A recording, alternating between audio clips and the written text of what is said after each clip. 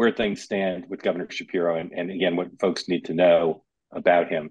I think that the polls that came out today are not particularly decisively interesting. There's good news and bad news for both candidates in it. I continue to say, I know everybody's impatient. I think we're going to have to wait till September to really understand where this race is. A couple of possibilities, though, of things that you can start to see a little bit of, both in the quantitative data as well as just logic about where this is. That if Kamala Harris does nothing else but pull New Hampshire, Virginia, and Minnesota off the map, so we're back now to a 6 or 7 state race, that'd be a huge advantage, obviously, for the Democrats, because it allows the Democrats to play less defense and focus on trying to find a path back to 270.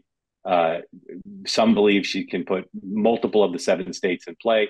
Others continue to think that will end up with the one path that Joe Biden had, which was the 3 Great Lakes states and Nebraska. I think there's been insufficient attention to the question of how she'll do in Omaha compared to Joe Biden, which could end up deciding the presidential race. We'll talk about that eventually. If she can pull back black vote and young vote again, just like taking those other states off the map, that's be a great opportunity for her to close the gap. Doesn't mean she'll win enough to win 270, but watching closely to see how she does there. Democratic talking point continues to be to call the Republican ticket weird.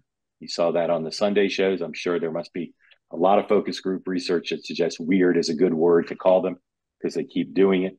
Some of the polling data today suggested, again, we're all preliminary, but something I think really important to watch. Vice President Harris closing the gap with Donald Trump as compared to Joe Biden on some of these issues of who do you trust more to handle different issues. If she closes the gap, particularly in the economy and immigration, that would be huge. It's important to remember that when this all settles down, and even now, the Trump people are going back to their basics, which is they feel blessed to be running against the vice president as compared to anybody else besides Joe Biden because she's part of the administration.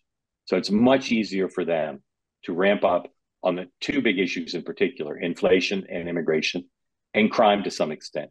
Much easier for them to not have to start from scratch to figure out how to frame the race. And so you've seen today in their rhetoric and their social media, in the advertisements and web videos coming both from the campaign, also from the super PACs, but also from their allies, a big focus again on the back to basics to say this election is going to be about the Biden-Harris record on immigration and on the economy, particularly inflation.